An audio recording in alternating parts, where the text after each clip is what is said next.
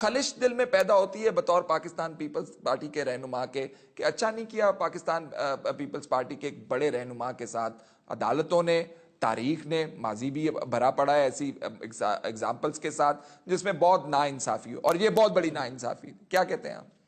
فیصل صاحب، جب آپ تمید باندھ رہے تھے تو میرا دماغ پیچھے گہرائیوں میں چلا گیا.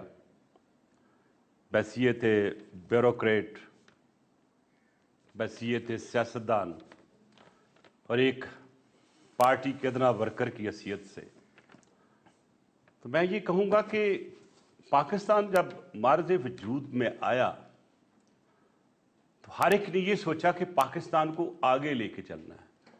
پاکستان میں آنے والے وقت میں اچھا ٹائم ہے ہماری نیو جنریشنز کے لیے.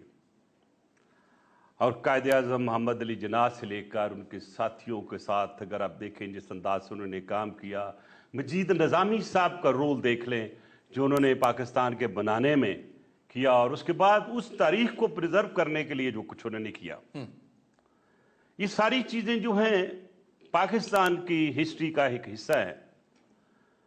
اور جو خیالات شہید ذوالفقار علی بھٹو صاحب کے تھے وہ ایک دن کی پیداوار نہیں تھی.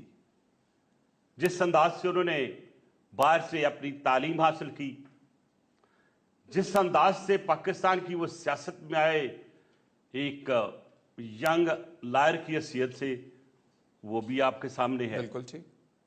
حالات و واقعات جس طرح چلے اور جس انداز سے وہ پاکستان کی سیاست میں وہ ابھرے، نمایاں ہوئے، تو وہ ایک ہی چیز تھی، ان کی قابلیت تھی، ان کی سوچ تھی، ان کی وزڈم تھی، ان کا ایک لائن آف ایکشن تھا، ایک روڈ میپ تھا.